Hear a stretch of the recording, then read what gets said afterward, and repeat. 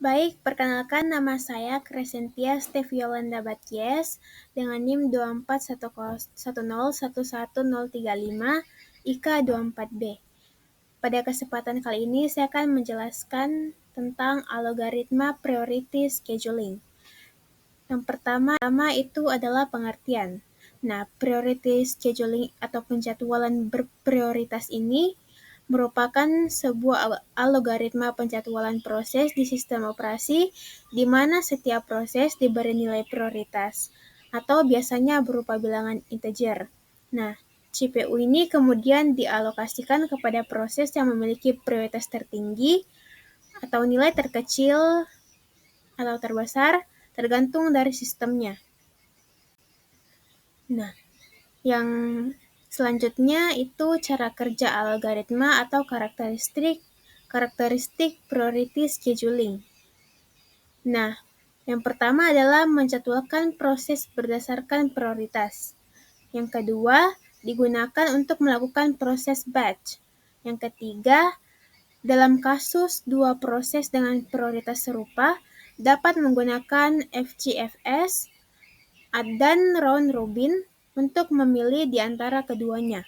Yang keempat, setiap proses diberi nomor untuk menunjukkan tingkat prioritasnya. Yang kelima, semakin rendah angka yang ditetapkan, semakin tinggi prioritas suatu proses. Yang keenam, jika tugas dengan prioritas lebih tinggi datang ketika tugas dengan prioritas lebih rendah sedang dijalankan, tugas dengan prioritas lebih tinggi akan menggantikan proses dengan prioritas lebih rendah dan tugas dengan prioritas lebih tinggi akan menggantikan tugas dengan prioritas lebih rendah. Nah, yang terakhir, ia akan ditunda hingga eksekusinya selesai. Selanjutnya, kelebihan atau keuntungan. Yang pertama, algoritma ini sangat responsif dalam menangani proses-proses penting, karena proses berprioritas tinggi selalu didahulukan eksekusinya.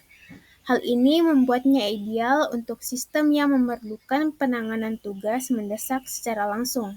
Yang kedua, priority scheduling memastikan tugas-tugas yang paling kritis diselesaikan terlebih dahulu, sehingga sumber daya sistem digunakan secara optimal untuk hal-hal yang benar-benar penting ini. Ini meningkatkan produktivitas sistem secara keseluruhan. Yang ketiga, algoritma ini menawarkan fleksibilitas karena prioritas dapat ditentukan berdasarkan sebagai faktor seperti kebutuhan memori, batas waktu, atau kepentingan pengguna. Hal ini memungkinkan penyesuaian kebijakan penjadwalan sesuai kebutuhan spesifik sistem. Yang keempat, perilaku sistem menjadi dapat diprediksi karena proses dijalankan berdasarkan urutan prioritas yang jelas. Keterpredikan ini memudahkan dalam perencanaan dan optimasi kinerja sistem. Selanjutnya adalah kekurangan. Nah, proses dengan prioritas rendah dapat mengalami starvation atau kelaparan karena terus-menerus ditunda oleh proses berprioritas tinggi yang selalu didahulukan. Proses tersebut mungkin tidak pernah mendapat jatah CPU jika selalu ada proses baru dengan prioritas lebih tinggi. Yang kedua, pada penjadwalan preemptif terjadi context switch yang sering ketika proses berprioritas tinggi tiba. Hal ini menyebabkan overhead yang signifikan dan dapat mengurangi efisiensi sistem secara keseluruhan. Yang ketiga, menentukan nilai prioritas yang tepat untuk setiap proses merupakan tantangan tersendiri. Jika prioritas ditetapkan secara tidak tepat, dapat mengakibatkan ketidakseimbangan sistem yang di mana proses yang kurang penting justru didahulukan atau sebaliknya. Yang keempat, proses berprioritas rendah dapat terhambat secara tidak terbatas jika selalu ada proses baru dengan prioritas lebih tinggi yang masuk ke dalam sistem. Hal ini menciptakan ketidakadilan pada alokasi sistem sumber. Baik, kita masuk ke contoh soal. Di sini saya mengambil kasus algoritma priority scheduling dengan non-preemptive, yang dimana terdapat proses dengan detail sebagai berikut. Ya, P1 memiliki AT0 dengan BT6 memiliki prioritas 2. P2 memiliki AT1, BT4 dengan prioritas 4. P3 memiliki AT2, BT3 dengan prioritas 1. P4 memiliki AT4, BT5 dengan prioritas 3. Di sini yang perlu ditentukan itu yang pertama membuat Gantt chart.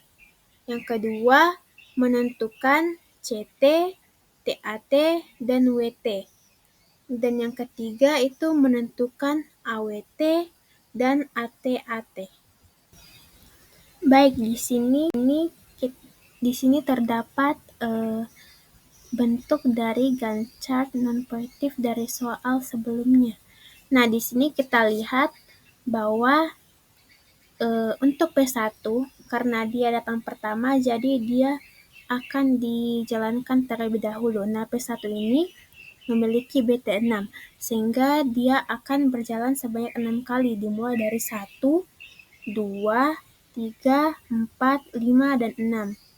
Nah, di situ P1 selesai dijalankan.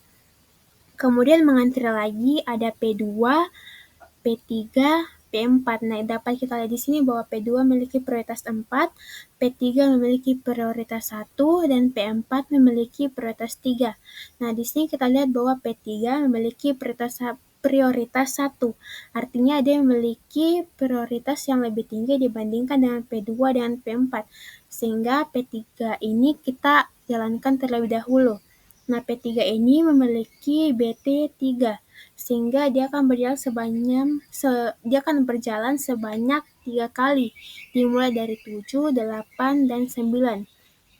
Nah, di 9 ini P3 selesai dijalankan.